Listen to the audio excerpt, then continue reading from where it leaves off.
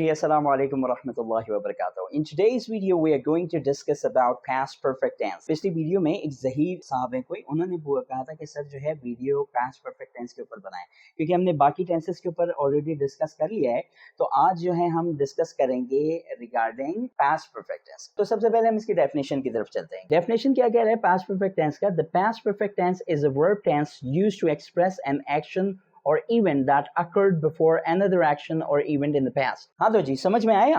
Obviously कहाँ से समझ में आएगा। आमतौर पे जो इंग्लिश ग्रामर को हम डेफिनेशन रट्टा लगा के नहीं समझते, और अगर समझ में आ गया तो बहुत अच्छी बात है। अच्छा, अब मैं आपको समझाता हूँ इसे आम फहम ज़बान में कि पास्ट परफेक्ट टेंस इस्तेमाल कहाँ पर करते हैं। देखो, पास्ट परफेक्ट टेंस जो इस्तेमाल करते हैं वो हम अर्लियर पास्ट के लिए इस्तेमाल करते हैं, या आमतौर पे इसे हम ये भी कहते हैं कि डबल पास्ट। क्या मतलब कि बचपन से हम सीखते हुए और पढ़ते हुए आ रहे हैं, एक जुमला काफ़ी हमने सुना है कि डॉक्टर के आने से पहले मरीज़ मर चुका था, यानी कि जो मरीज़ मरा है वो अर्लियर पास्ट में मरा है और डॉक्टर जो है उसके बाद वाले पास्ट में पहुंचा है। Got it? और इसी तरह हमारे स्टेशन पहुंचने से पहले ट्रेन जा चुकी थी, यानी कि हम स्टेशन बाद में पहुंचे, उससे पहले ट्रेन जा चुकी थी। तो याद रखें कि आमतौर पर एक कॉन्सेप्ट पाया जाता है कि लोग ये समझते हैं कि पास्ट परफेक्ट टेंस कभी अकेला नहीं आ सकता, उसके साथ पास्ट सिंपल टेंस का आना ज़रूरी है। तो ये बात 70 to 80% करेक्ट है, लेकिन 100% करेक्ट नहीं है, क्योंकि आमतौर पर पास्ट परफेक्ट टेंस अकेले भी आ जाता है। Got it? हाँ, ये अर्लियर पास्ट की बात ज़रूर करता है, डबल पास्ट की बात ज़रूर करता है। इस वजह कर ये आमतौर पर पास्ट सिंपल के साथ कम्बिनेशन करके आता है। अगर आपने पास्ट सिंपल आपको नहीं आता तो सबसे पहले जाकर आप पास्ट सिंपल की वीडियो देखें, हमारी प्लेलिस्ट में पड़ी होगी टेंसेस के। Got it? उसके बाद आकर दोबारा इस वीडियो को देखेगा। अब हम चलते हैं फॉर्मूले की तरफ। देखो, फॉर्मूला क्या बता रहा है कि भाई subject plus had as an helping verb इस्तेमाल करते हैं, जिसे आप ऑक्सिलरी वर्ब भी कह सकते हैं। उसके बाद वर्ब की थर्ड फॉर्म यानी कि पास्ट पार्टिसिपल। वर्ब की थर्ड फॉर्म की क्या नाम है? पास्ट पार्टिसिपल, जिससे शॉर्ट फॉर्म में हम लिखते हैं पीपी। फिर उसके बाद जो है एक्स्ट्रा वर्ड, यानी कि ऑब्जेक्ट की जगह एक्स्ट्रा वर्ड आपने लिख दिया। Got it?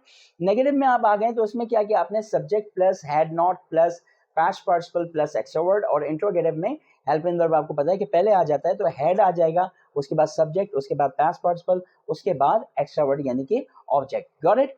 ओके, नाउ अब हम आसानी के साथ जल्दी से चलते हैं इसके एग्जाम्पल की तरफ। पहला सेंटेंस क्या है? She had already finished her homework before her friends arrived। यहाँ पर देखो, जो पहला जुमला है वो past perfect में बनाया गया है। She had already finished her homework। वो अपना होमवर्क जो है कंप्लीट कर चुकी थी। किससे पहले? Her friends arrived, यानी कि उसके दोस्तों के आने से पहले वो अपना काम मुकम्मल कर चुकी थी। उसने अपना काम पहले मुकम्मल किया और उसके दोस्त बाद में आए। इसी तरह से नेक्स्ट जुमले में हम देखते हैं, By the time I got to the cinema।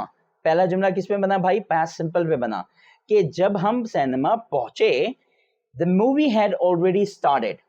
Movie पहले ही शुरू हो चुकी थी, यानी कि जो सिनेमा में मूवी पहले ही स्टार्ट हो चुकी थी। Got it? तीसरे जुमले में आते हैं, क्या है? They had lived in that house for 10 years before they decided to move। यानी कि वो इस घर में 10 साल रह चुके थे जब उन्होंने डिसाइड किया कि अब हमें यहाँ से क्या करना चाहिए? जाना चाहिए, मूव कर जाना चाहिए। चौथा सेंटेंस क्या है जनाब?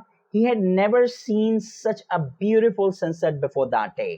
यहाँ क्या है? एक ही सेंटेंस है, इसके अंदर डबल सेंटेंस इस्तेमाल नहीं हुआ है, लेकिन फिर भी जो है बिफोर दैट डे ये पास्ट सिंपल को ही मेंशन करते हैं। इनके एक पास्ट टाइम मेंशन कर रहे हैं और उससे पहले पास्ट टाइम वाले की बात कर रहा है, यानी कि he had never seen such a beautiful sunset। उसने इतना खूबसूरत जो है सनसेट उस दिन से पहले कभी नहीं देखा था। यानी कि मिसाल के तौर पर हम कहीं पिकनिक पर गए हों और पिकनिक पर गए और वहाँ पर हम सी व्यू गए और वहाँ पर हमने सनसेट देखा था।